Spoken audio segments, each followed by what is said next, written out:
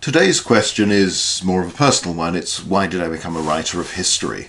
And that's quite a long story. History has always fascinated me in that from as long as I can remember, I loved anything historical when it was on television, and particularly military things. There was always something about armies and battles that appealed to me as a small boy. And a lot of small boys are like that.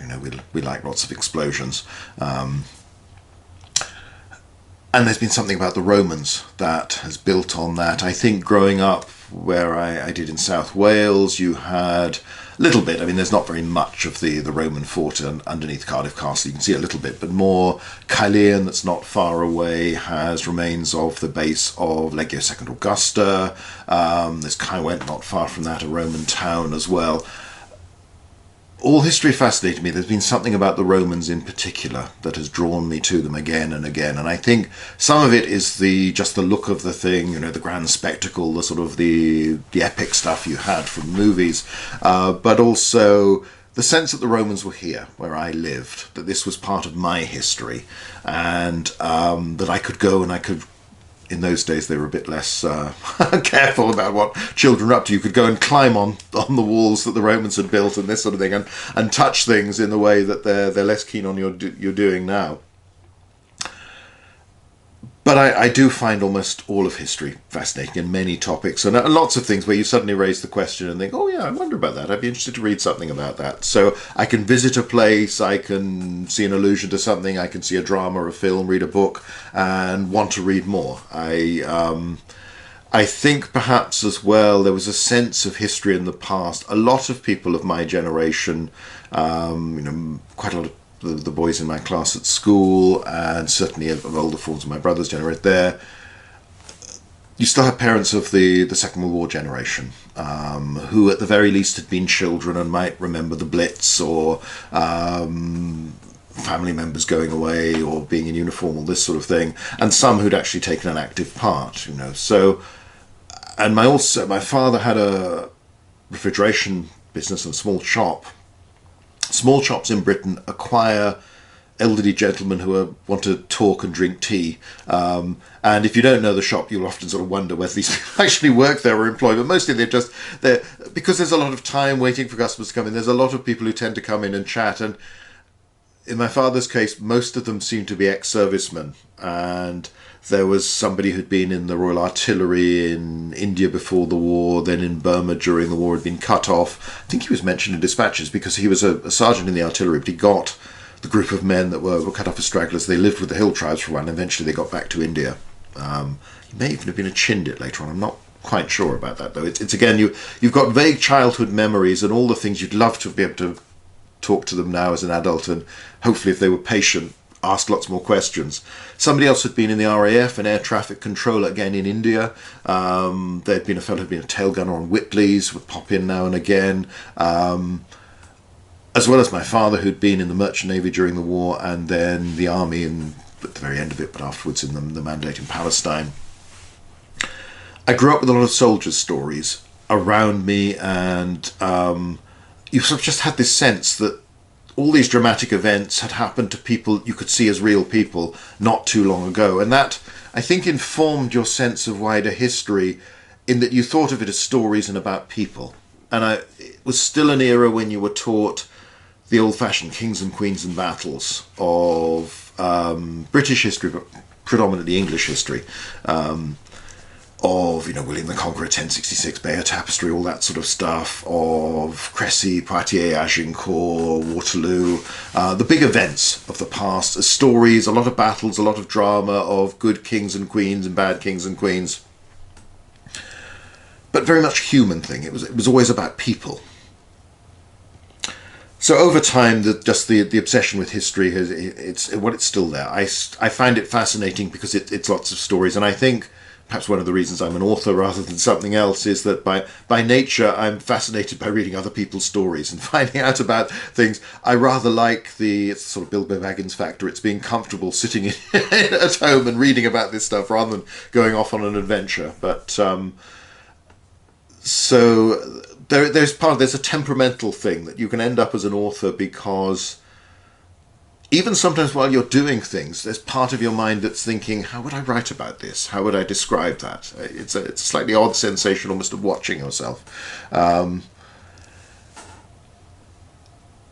was lucky enough to go to a good school, though the history teaching wasn't particularly exciting. I think my love of history survived that rather than was encouraged by it. At A-level, things got rather more enthusiastic, and I did Latin and ancient history as well as modern history. And then I had the most wonderful opportunity of all. I got to study, in this case, ancient and modern history at Oxford as an undergraduate, and then after that I was able to stay on and do a doctorate there. And it was wonderful to find you could go into the library and any book you'd ever heard of and lots you hadn't heard of was there, and you could just look at it and read it and do these things. So formal study changes the way you think about history. But I think there's an element of me that still likes the kings and queens and battles and the human element, the sense these are stories about people. So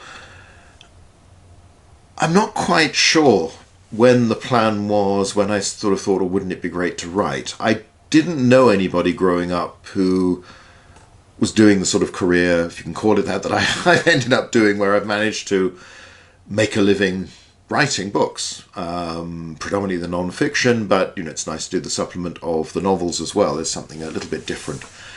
Basically, I write the sort of books that I would love to read and that don't exist because nobody else has written them so far.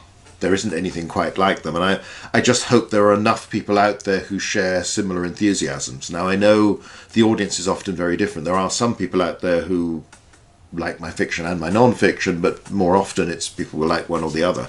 And you might like the Napoleonic novels, you don't necessarily like the Wendlander ones, or vice versa. It's still early days with Hill 112, the Normandy book, to know how many people who like the other things will like that, and whether people who don't necessarily like those will take to this. I remember writing these very lurid essays when I was at school, about 12, 13 and beyond, where any topic I was given, or any title, I would try and turn into some aspect of history and some adventure or battle or fight or treachery or whatever it might be. And you often in your teenagers, you go through this rather sort of phase where everything gets a bit violent and over the top. I feel sympathy now for the teachers that had to read and mark these things, but part of it grew as I was going along, and at Oxford I started to wonder whether there was an opportunity to write novels. As I say, I didn't know of anybody who could make a living and, as a job, write non-fiction history. So I thought, well, I'm going to do this. I managed to get my undergraduate degree. I then went straight on to do the doctorate. I was lucky enough, it was in the old days, you could still get funding to do this. I had a marvellous time. I think I enjoyed being a graduate student even more than I enjoyed being an undergraduate student. It was the perfect life for me. You were allowed to obsess about a subject you cared about, and this was praised rather than thought of as eccentricity. I began to wonder then whether I'd go into an academic career, teach for 20 years, and then perhaps, having started to write historical fiction, novels, adventure stories in my spare time, then maybe I'd be able to quit and just do that and become a writer. I think there was always a dream. I liked the idea of being a writer, which was a little odd because writing essays at university level was hard work. It didn't come naturally. I wouldn't be able to write such short things now. But it wasn't that I was always just pouring out this stuff. Doing a thesis, in a sense, is like writing a book. That's my supervisor encouraged me to think of it that way and try and communicate with it, not just write purely for your colleagues and the handful of people who are interested in the same minority subject that you've chosen. So this idea developed. I was a big fan of Bernard Cornwell Sharp series. I was lapping those up. You could see how successful those were. It felt to me that there wasn't enough of that sort of stuff around, that there was a huge gap in the market for historical adventure stories. So not desperately serious stuff, but escapism, but with a very strong, accurate historical background. And I imagined myself writing this sort of thing and being, doing bestsellers and all that sort of stuff. I actually tried when I'd submitted my doctorate and was waiting for the Viva. I came back home to South Wales. I'd spent what little savings I had to pay for my last term at Oxford, and I had loads of energy and not much money. And I didn't particularly, I never really fancied the really roughing it of the sort of getting the rail card and interrailing around Europe and all this sort of thing, and sleeping in dives and working as a waiter and all this sort of thing. Too damn lazy to do that sort of thing, and too fond of my comforts. So I wrote a novel. Probably wasn't very good, but I wrote a novel about French hussars in the Austerlitz campaign as an adventure, thinking, well, you've got Richard Sharp, maybe let's tell the story of all these great victories of Napoleon and how we get there. I sent it off to publishers, got lots of rejection letters. I sometimes got other people's rejection letters sent back to me with the sample of their work, that showed just how much scrutiny this had got. But was told time and again, historical fiction of this sort, historical adventures just doesn't sell. There is no market for it. And in that era, the feeling was with most publishers that they would rather publish pornography as opposed to historical fiction, particularly adventure stories, and something that I suppose you'd be thinking primarily of a male audience, the military adventure, the Sharp type stuff, the Hornblower type stuff. In spite of the success of Hornblower, of Sharp, of Patrick O'Brian with the Jack Aubrey stories, of Dudley Pope, Alexander Kent, quite a few others. There was a sort of niche of the nautical fiction you could get away with it, but anything else you could pretty much forget. But that idea stuck with me that I'd like to do this. I started out on the academic career path. I was a junior fellow, research fellow at Cardiff for a couple of years, doing the thing you go through with academic career. As far as you're concerned as a graduate student, you've spent 3 or more years of your life studying this topic, and the world needs it. The world is crying out for you to go on and do more and more of the same sort of stuff. Well, the world isn't, but if you didn't care that much about it, then you probably wouldn't do such a good thesis in the first place.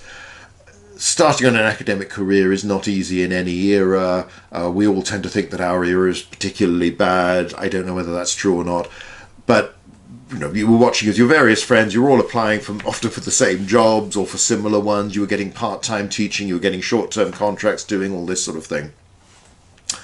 I was lucky enough that my doctoral thesis on the Roman army and how it fought was recommended for publication by the Oxford University Press and eventually came out in 1996. And it's still there in print as a paperback, and I'm very proud of it. It's one of those things where I probably wouldn't write it in quite the same way now because my style is different.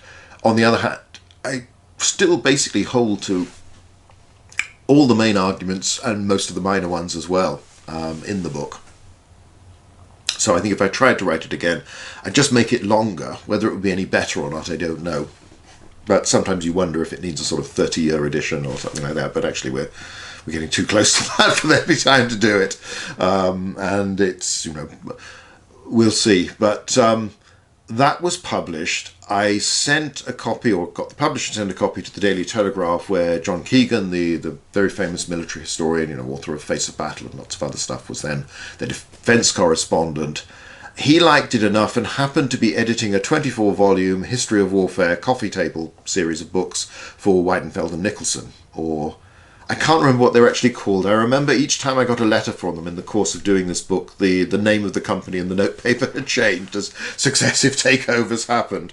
But this was a marvellous thing. You went from doing 100,000 words of a thesis to 40,000 words, and you had to cover 1,000 years of Roman military history in this volume. So it was about the 4th draft before I got it into a reasonable state, down to size and making sense. But it was marvellous training for doing something that hopefully had the ideas of that were interesting and academically challenging, but not just writing for fellow academics, writing for a very broad audience.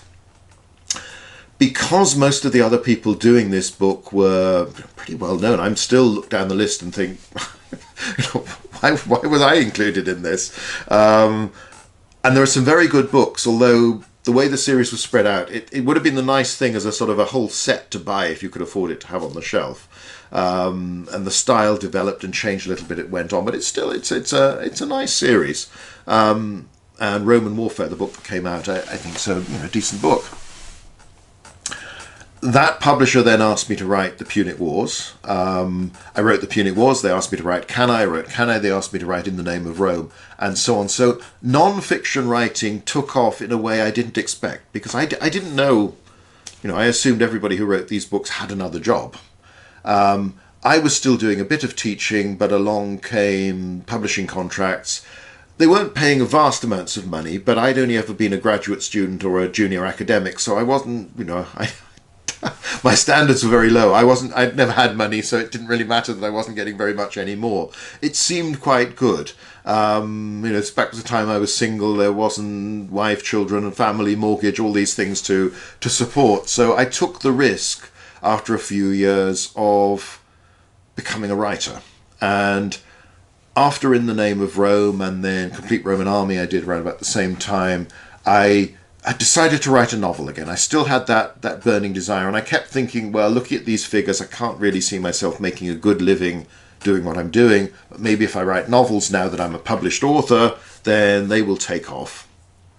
I wrote this book about Caratacus, the British leader who's fights against Claudius' invasion, but eventually gets captured, goes to Rome, is pardoned by Claudius, and the idea was later on, years later, he'd be writing his memoirs and telling the story of the Roman invasion for Britain. It's one of those things I may look back again at some point. I don't know whether it was good or not.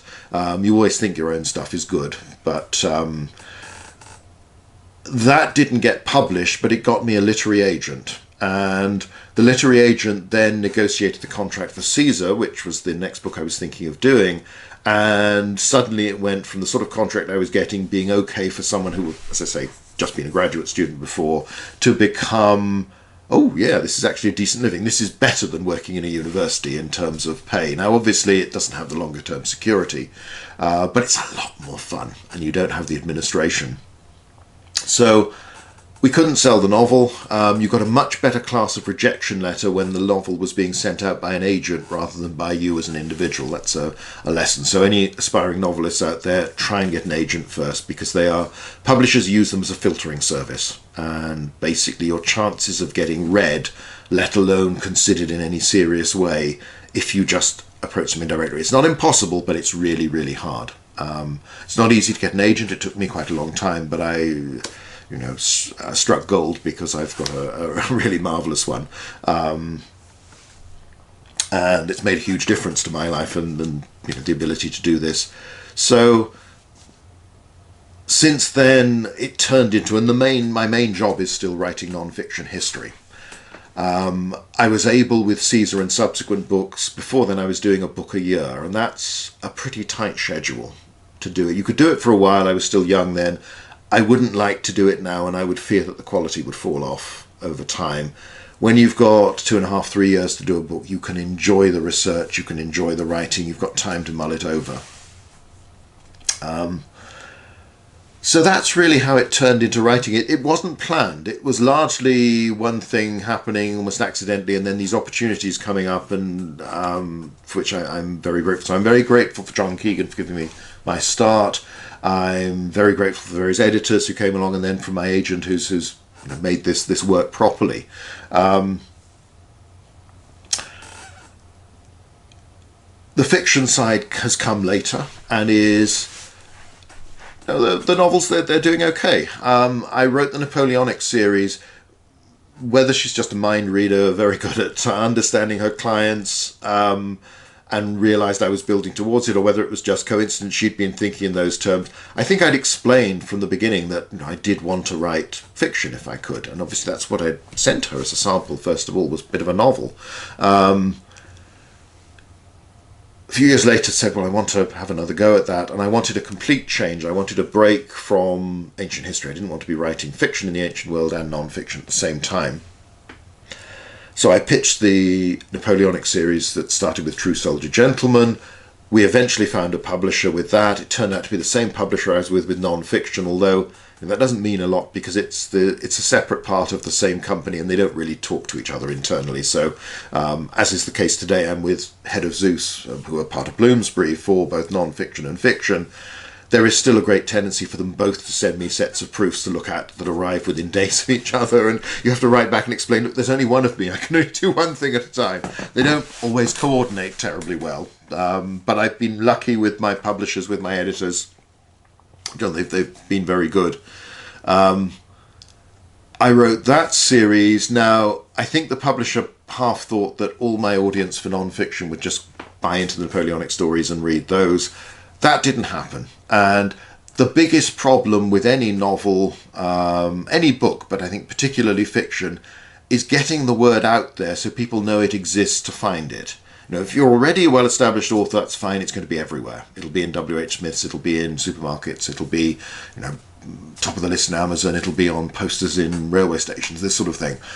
But for most of the rest of us who do decent sales but not massive sales, it's quite hard to let people know that it exists. The people who might be interested to read it.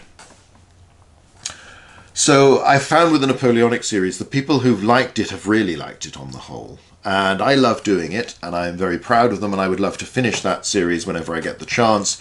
I haven't yet had the chance. They didn't sell enough copies to meet the publisher's expectations after 6 books. They didn't want to keep on doing any more. So that caught me by surprise, and it was partly because of a changeover. The company had just been bought out, so there was new management, wanted a sort of a new broom, basically thought, oh, this isn't making us money, so let's not take a gamble anymore, let's just stop with this. Thankfully, they've kept them still in print, so they are still available, though, again, you don't often see them on the shelves in too many bookshops, but you can get them from Amazon, you can get them on Kindle and elsewhere, and they are still, you know, you sometimes do see them in bookshops. And for those who write to me, yes, I would love to finish them, but I've got to persuade a publisher to let me. Within a week of that happening, I was asked by a different publisher to write what turned into the Vinland stories. That was the idea I pitched to them.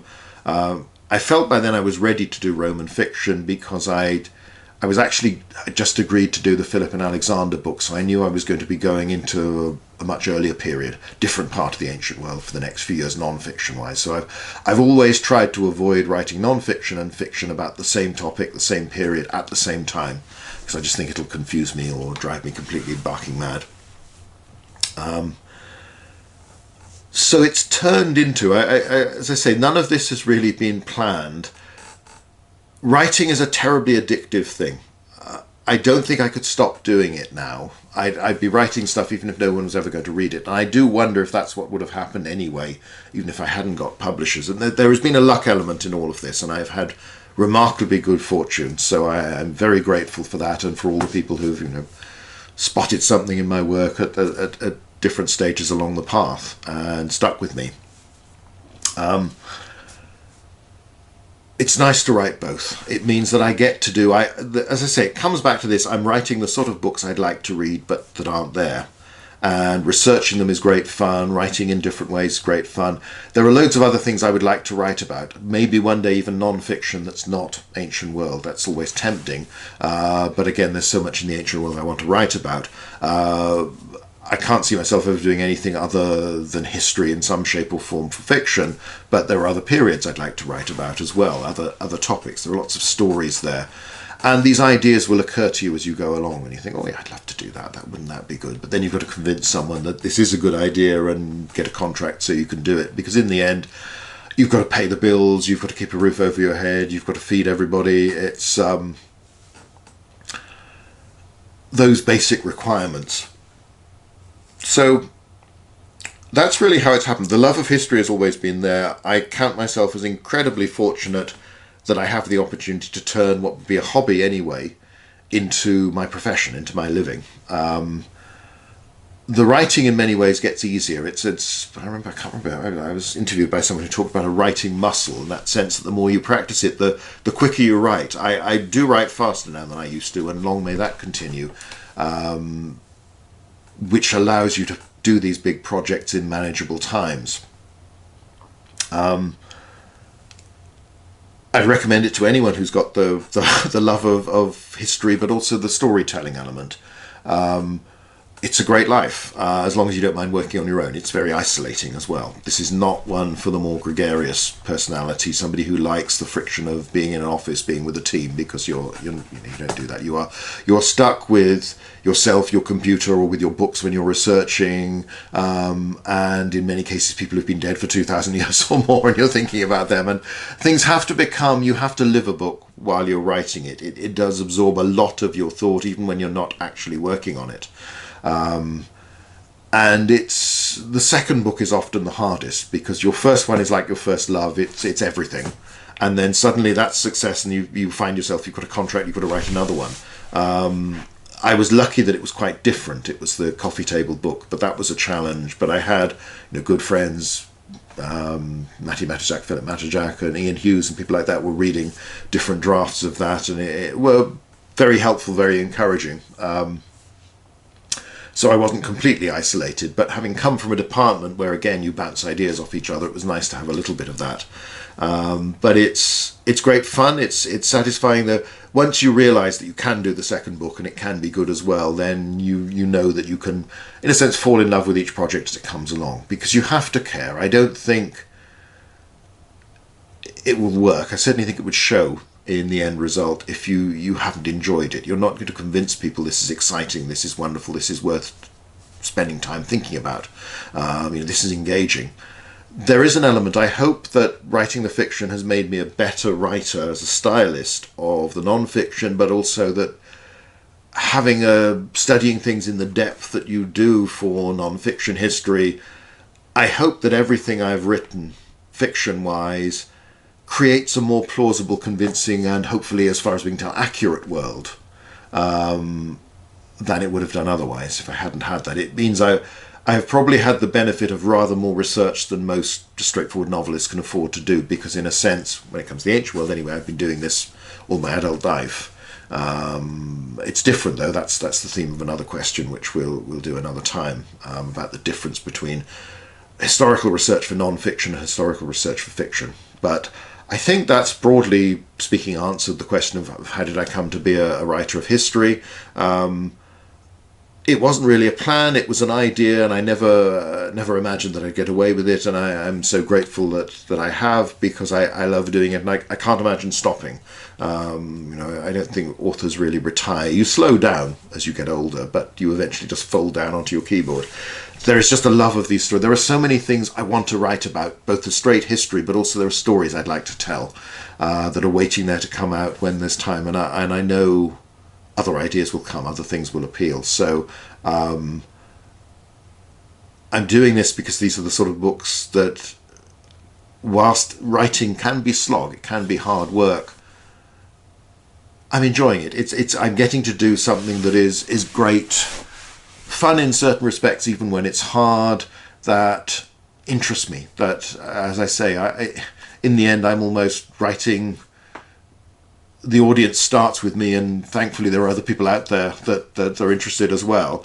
But I get to enjoy the story, enjoy the history, enjoy the thinking about it, the reaching conclusions, doing all of these things. So that's the story. I think any writing is, as I say, it's very addictive. It just becomes part of you, and it does come back to that weird sense that sometimes you're doing things and you're thinking, oh yeah, how would I actually describe that? It's not quite a sort of Chandler-esque first-person narration going on in your head, but it's there are just moments where you think, oh yeah, that's interesting, or you see an effect and you think, I'd like to describe that. I could use that in a story, or you see something and you think, actually, is there a historical example where that actually helps you to understand what they might be doing on that particular occasion. So anyway, that's the story of me, the writer of history. So thanks for watching.